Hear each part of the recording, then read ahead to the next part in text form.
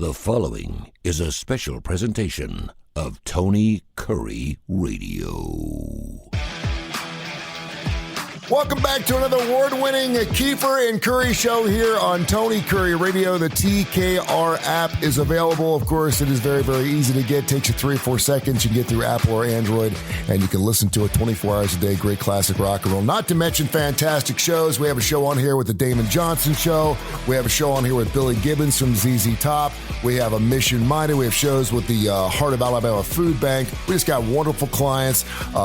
Southern Precision Staffing. They do a big show called ACDC's Live Wire Wednesday. We have 14 different shows. And, of course, I'd be remiss not to mention two of our favorite shows, the Keefer and Kurre Show, which, of course, I shamelessly plug right now. And, of course, Kip Keefer show called Need to Know, which we'll record every single Monday. You can hear all those shows at least 5 times a week here on the Tony Kurre Radio app. And wherever you get your favorite podcast, we're available on every major industry. So, I consider Kip a brother in arms when it comes to radio broadcasting. I would venture to guess that I don't know when your first radio broadcast was, Kip, but I would bet you've been doing radio about as long as I have been, correct?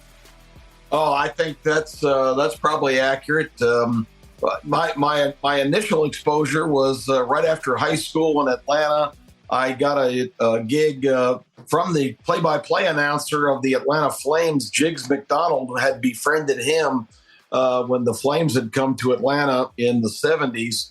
And Jiggs was doing some programs on WGST in Atlanta and signed me up to be an intern. So that was my first experience. And I got a little on-air action, although I was 17, anxious to get a lot more, but that was my first time, and it got the bug and had it ever since. I think I've described on some of my other shows that my earliest broadcasting was as a little guy in my backyard. I'd take a football one Christmas, and it's that season, so it's a good thing to talk about.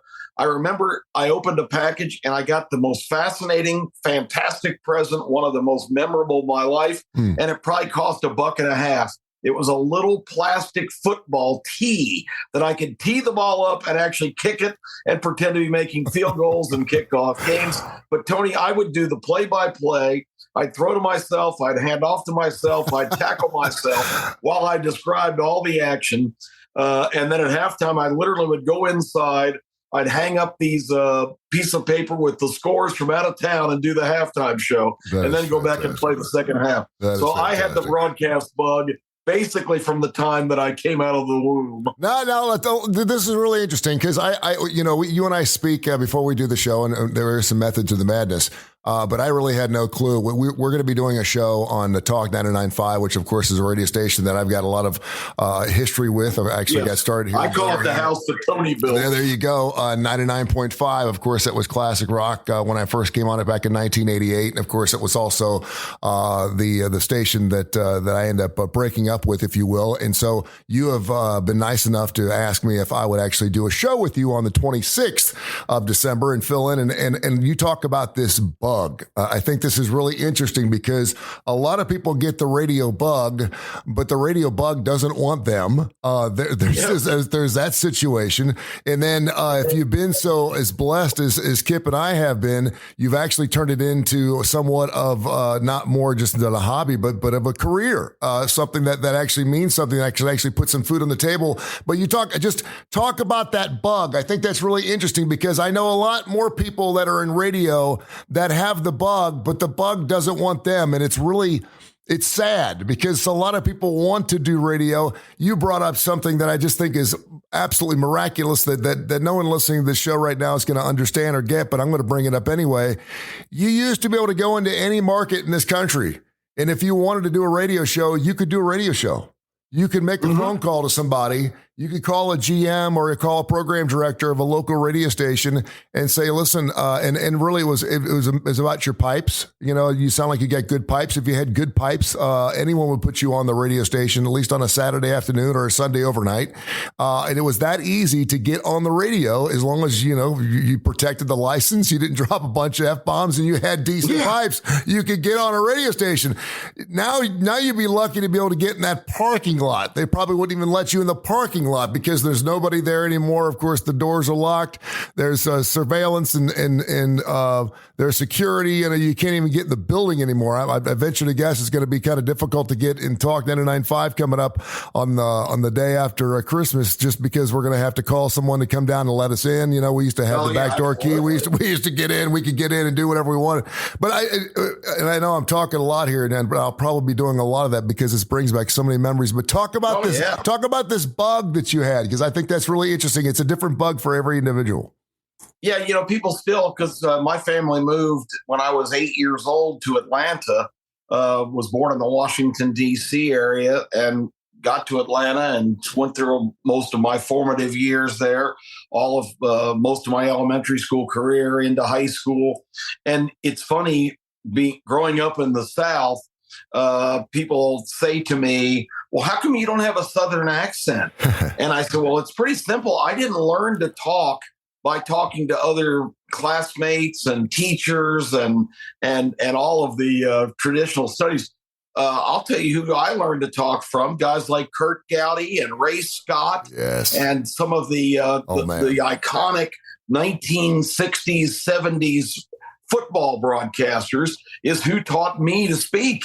And I tried to mimic them and imitate them. Do you know how many people tried to mimic Howard Cosell? Do you remember? I mean, everyone used to do their Howard Cosell voice. Go ahead, continue, man. I'm loving this. Go ahead, fill my brain. Yeah, Howard Cosell. One of my favorite in Atlanta. We had a tight end for the Falcons named Jim Mitchell, and the Falcons were on Monday Night Football late in his career, and Steve Bartkowski threw a pass right in his breadbasket that my grandmother could have caught, and Jim dropped it.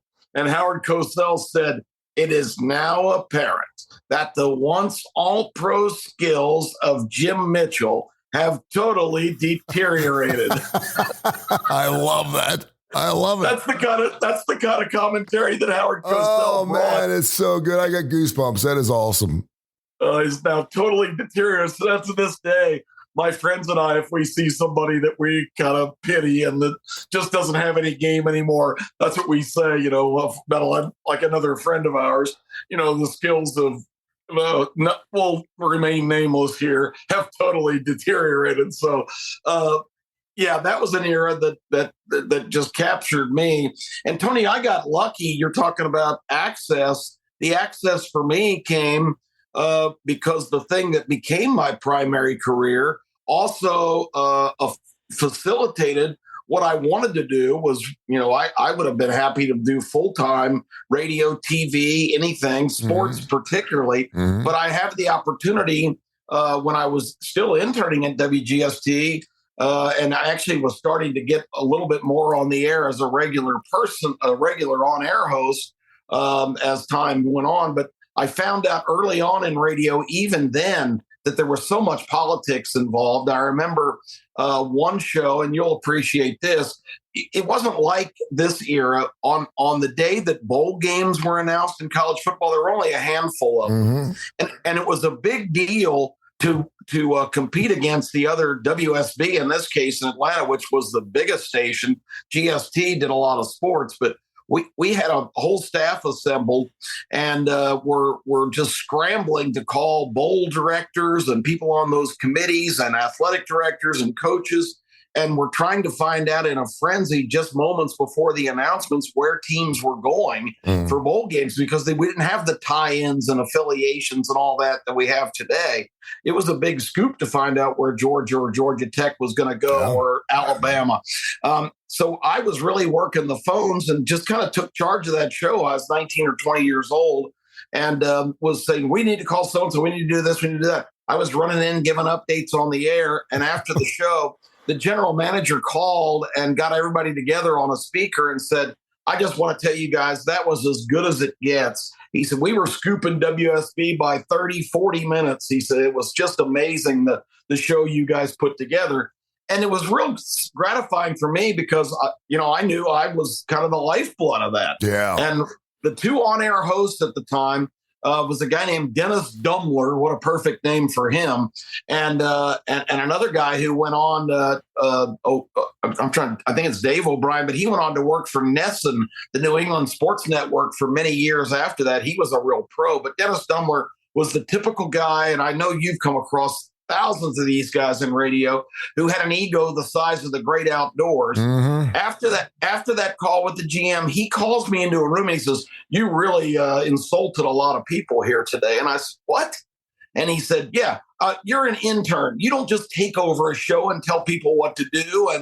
And Tony, it really, I remember that like it was yesterday, because that was my first experience with finding out that, it doesn't matter what your talent level are or what your strengths are. It's who they perceive you to be. And mm-hmm. if you're not in that place that you can do something like that and take charge, even though it creates a great product, then, it's somehow some kind of negative reflection on you. Wow. And that's a lesson that's always stuck with me, that you have to play the game, and that's unfortunate. That is an unbelievable story, and there are a lot of politics. I know a lot of people are going to make this comparison to WKRP in Cincinnati, and a lot of people are like, "Did you work in Cincinnati since you worked in Cincinnati?" And I'm like, "Oh, sure, no, I didn't." But I will say this: they nailed that crew.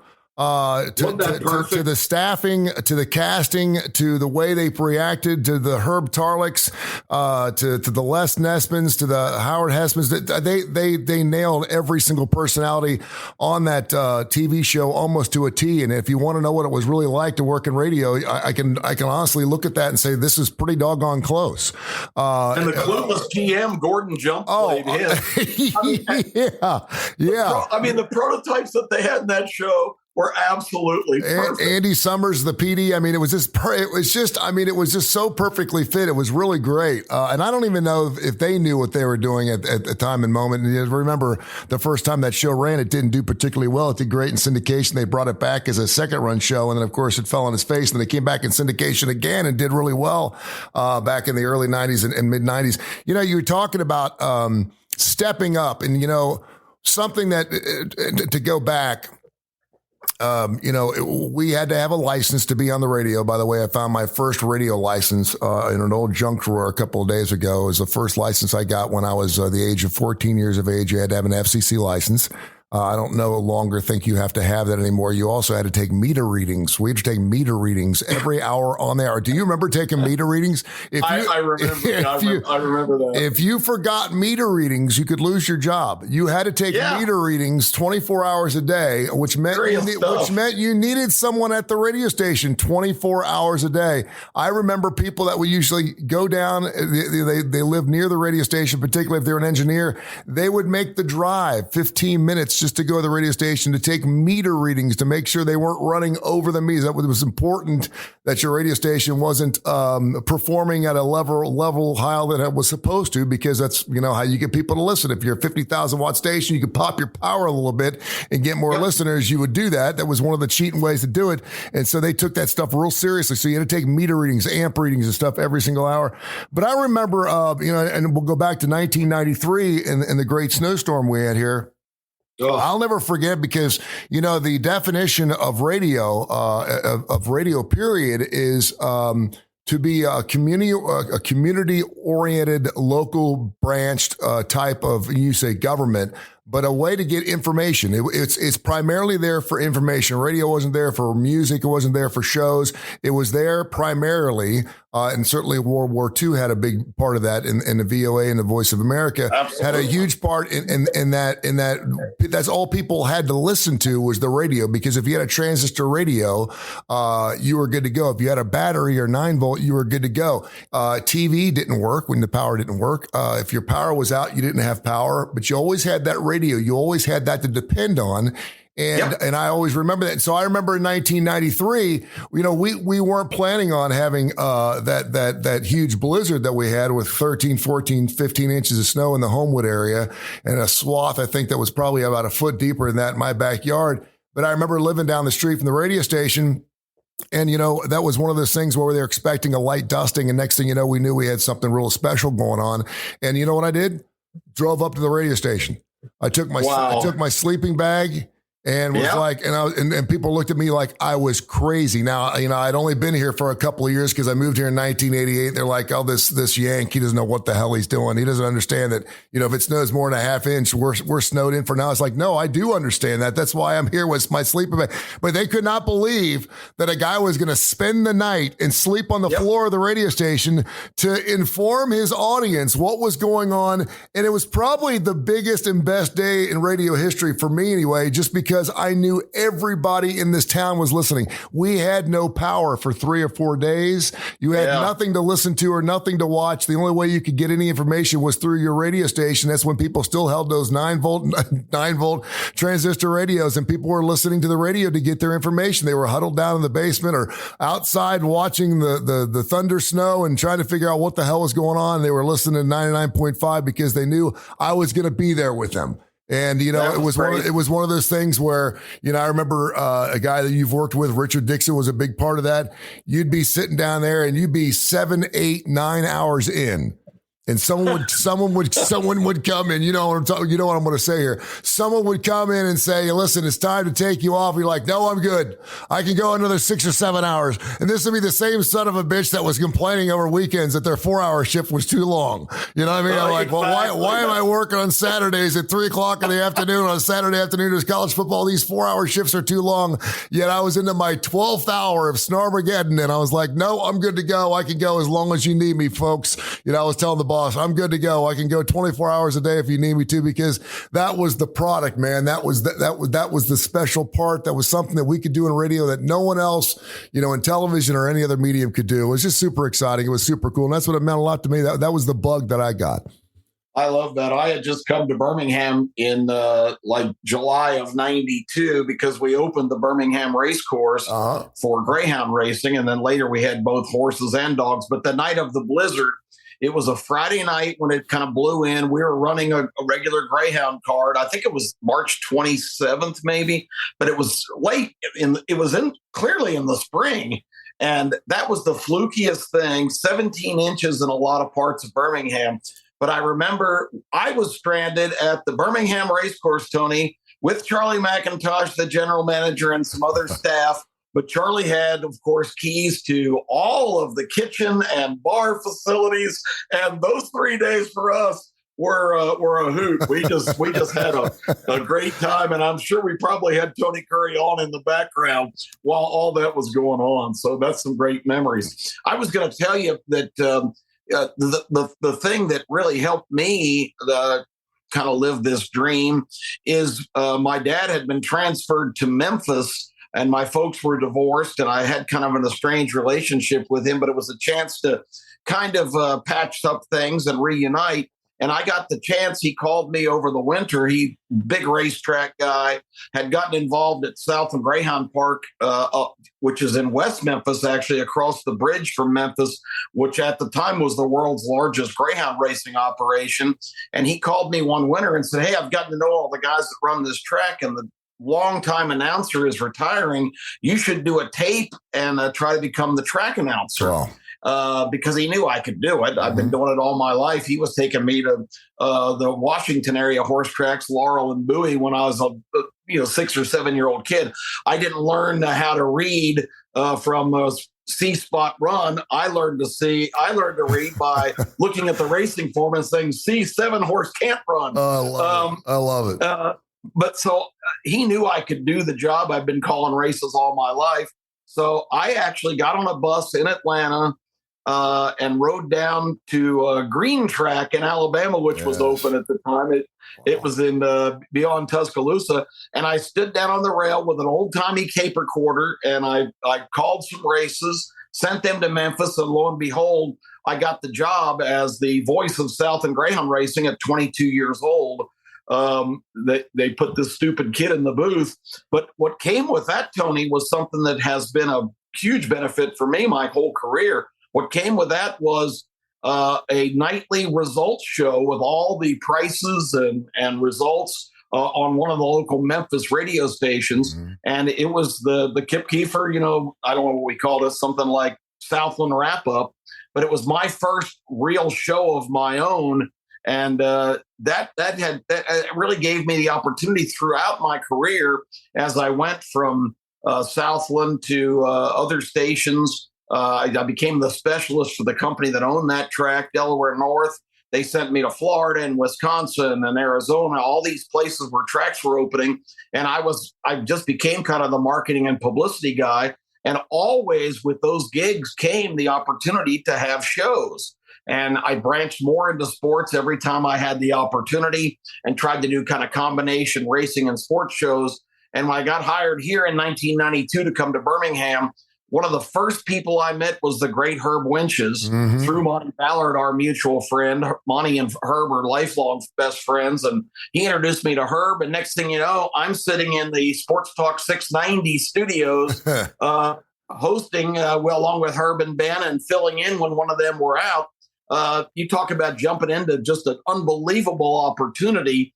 That was the infancy, the very birth. Herb arguably is one of the real pioneers of sports radio, because in Birmingham, at least, when Dick Broadcasting owned that station, Herb convinced them that all sports 24 hours a day was going to be a great concept. And that turned out to be a great launching pad for me to come to Birmingham right at the time all that was happening, because I finally got a chance to do conventional sports after being typecast as a, quote, racing guy for a long time, which still plagues me at times. But I think after all these years, I finally shed that label. There you go. That's a great story. And yes, I don't think there's anyone that in the right mind that's worked in radio that hasn't had some type of show with Herb Winches at some point.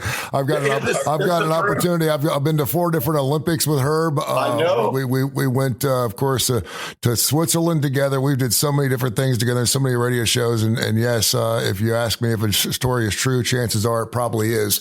But real quick, I know this isn't exactly on the topic, but your guys' trip to Lillehammer and you guys wanted that bar at midnight. You got to tell that story real quick. Yeah, so we're at a Viking. We're at a Viking bar. It's a Viking bar. I mean, and if you think of something like him from Disney, with the dark wood and the horns coming out from the sides of the building. I mean, that's what it was. It was a Viking building. It was in Norway. And I remember it being, after midnight. And of course, the hours over there are a little different than they are when it comes to bar going around here. And so we walk in, Herb and I stumble in, and there's a woman sitting at the bar who it keeps falling off her chair, and these are not like 3-foot bar stools. These are like 8-foot bar stools. These are the highest bar stools I've ever seen. She keeps ordering a round of drinks. She keeps falling off her chair, and she keeps hitting the floor with a thud. And of course, the minute that happens, Herb would get up or I would get up, and we would go to help them out. And then someone would say, "No, she's got this. This is her deal. She needs to learn. She needs to figure this out." And we're kind of looking at each other as Southern gentlemen going, "We can't allow this." So this must have Vikings from Kentucky. 2 Vikings from Kentucky. This must have happened 4 or 5 different times. And so then we just kind of let it go, and everyone just kind of laughed it off. And she, of course, would get back up in the bar stool, order another one, and fall off. Well, shortly thereafter, a gentleman comes over to our table. And again, it's 1:00 in the morning. It's really dark.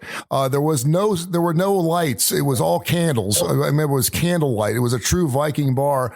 And a gentleman walks over to our table, and Herb and I are drinking, one of Budweiser's finest there in Lillehammer. And the guy looks at me and says, "Do you mind if I have a dance?"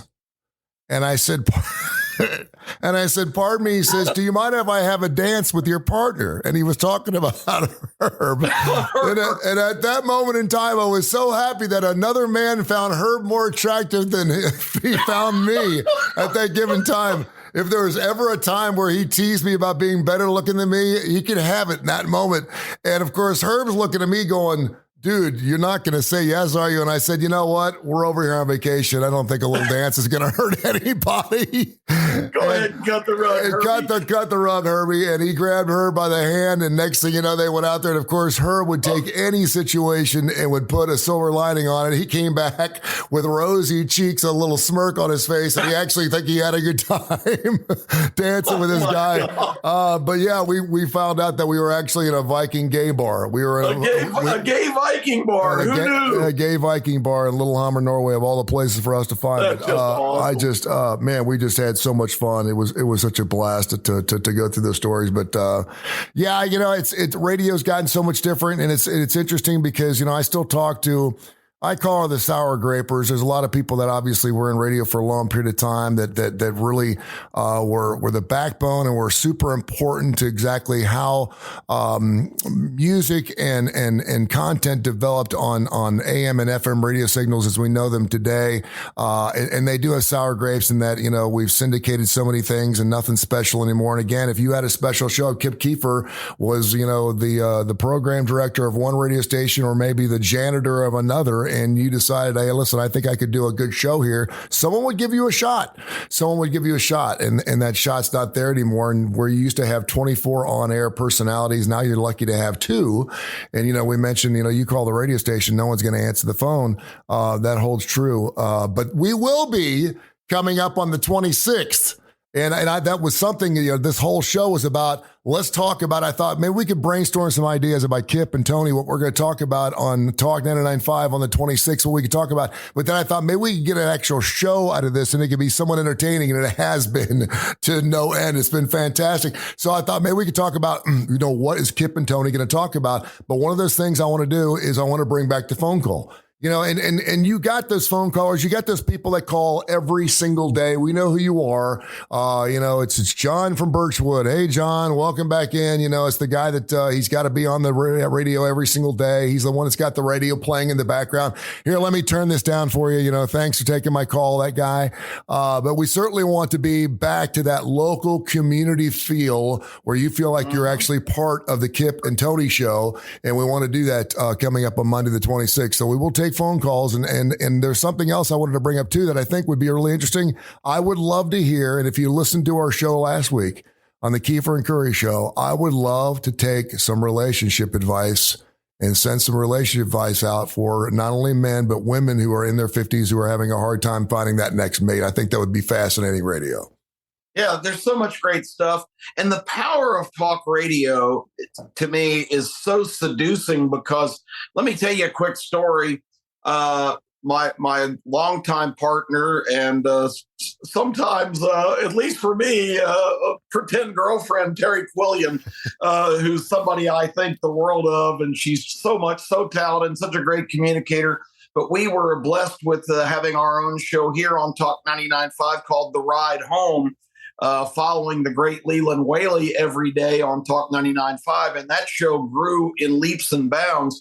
But just to give you kind of the power and the fact that it's still alive and well, when Donald Trump was elected president, one of the first things he did was go back and rescind a lot of the restrictions the Obama administration had put on the coal industry, which is something that, I had no idea Alabama even had anything to do with it. We were talking about things he had done in the early days of administration and just kind of threw that out.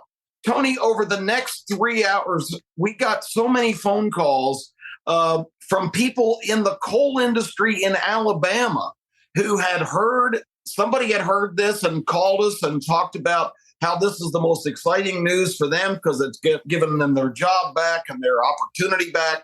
And I don't know if the word just got around, but the rest of that show was all people calling saying what a tremendous thing that had been for their lives. And who even knew, A, that there was that kind of industry in this state, and B, that this many people were in touch with our program that could call and react to that. And that might sound, puzzling to somebody just listening to what I'm saying, but I think it gave me the perspective that, if you get into some subject matter that's important to people and people can relate to, you reestablish that connection. And this is a society where we don't talk to each other very much anymore. Right on, man. We exchange messages and texts and emails, and to have conversations with people about substantive things there's very few vehicles that are as wonderful as we don't even take phone calls on radio anymore. We're in the we're on the communication business, and I'm listening to NPR the other night. They're like, "Hey, listen, if you got a message you want to send us, just text us or email us." I'm like, text us or email us. That was part of the allure of beautiful live radio, was to actually talk to those people that you were actually listening to. I love talking to people. We got every Sunday on the morning after our college football show, we just have a lineup of callers. And, sometimes Terry used to get depressed if the phone lines weren't just full. And, all of our different great program directors like John Saber and AJ Johnson would say, "Hey, you guys are the feature attraction here. People want to hear you guys talk, but we want to talk to people." And that's what I think is fantastic about talk radio, and can't wait to have a chance to do that show with you the day after Christmas, because I think we're going to have a blast, and I know we're going to get a lot of callers. No, I think that maybe we locked the doors, man, and we, unbeknownst to some people, they would be ripping the doors off the hinges at 10 o'clock to get out. We may be actually ripping them up so we can stay in. That's how much we love radio. So, and I would bet whoever's working on the 26th at 10 o'clock would probably be okay with us taking their 4-hour shift. So if that happens, you may hear some Keefer and Kurre marathon going on Boxing Day, so look out for yourself. Well, maybe it'll snow, Tony, and you can relive the glory days of 1993. There you go. He's Kip Keefer. I'm Tony Kurre, the Keefer and Kurre Show. We do it every single week here on the TKR app. Thanks to 100,000 folks who download the show, and of course, you can hear the show at least 5 days a week wherever you get your favorite podcast on the Tony Kurre Radio Facebook page. We're all over the place. No matter where you're listening to us, you can find us, and of course, you can also hear us ABC 3340, 10:30 to 11 o'clock every Saturday morning. We're not going to be on this week, but we'll have on the next show as we get set. We are on fire on our picks. It's been unbelievable how good our picks have been, so we'll have those as continue here. Case Keefer, of course, Terry Quillian doing her blast from her little knack. She does fantastic work, too. I just love when she goes off on one of her rants. I think she's fantastic, so we'll have her on. And, of course, the legend giving the Tide forecast as well. It's all coming up on ABC 3340 and then again on Talk 99.5 on the 26th from 6 until 10. We're all over the place, partner. Until next week, thank you so much, man. Hey, Tony, this has been a blast. Can't wait for the day after Christmas on 99.5. This has been a special presentation of Tony Kurre Radio.